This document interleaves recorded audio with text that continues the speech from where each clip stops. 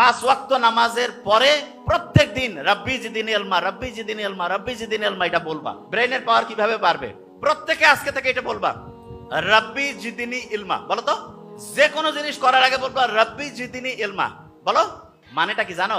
আল্লাহর কাছে বলতেছো আল্লাহ আমার জ্ঞান বাড়ায় দাও, আমার জ্ঞান বাড়ায় দাও, আমার জ্ঞান বাড়ায় দাও। আল্লাহর কাছে যখন তুমি চাবা, তুমি তোমার আব্বা আম্মার কাছে 100 টাকা 500 টাকা চাইলে যদি মনে করে দরকার, দিবে না? তোমাকে দিবে। দেখো, কিন্তু এই শোনো, কিন্তু যদি জানে যে তুমি ওই টাকা দিয়া ভিডিও গেম খেলবা, আন্দাজে টাকা নষ্ট করবা, তাহলে কি দিবে?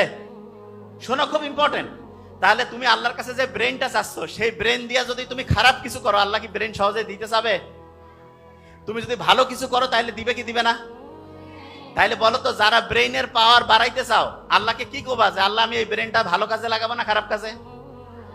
কোন কাজে?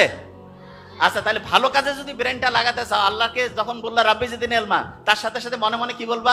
যে আল্লাহ আমি ভালো কাজ করতে চাই, এই জন্য আমার ব্রেন বাড়ায় দাও। মুখে মুখে বলো তো, আমি ভালো কাজ করতে চাই, এই জন্য আমার ব্রেন বাড়ায় দাও। আমি ভালো কাজ করতে চাই, এই জন্য আমার ব্রেন বাড়ায় দাও। আমি ভালো কাজ করতে চাই, আমার ব্রেন বাড়ায় দাও। প্রত্যেক দিন 5 ওয়াক্ত নামাজের পরে প্রত্যেক দিন রব্বি জিদিনি ইলমা, রব্বি জিদিনি ইলমা, রব্বি জিদিনি ইলমা এটা বলবা। প্রত্যেকে ওয়াদা করতেছো? হাত উঁচু করো তো, কি বলবা বলো তো?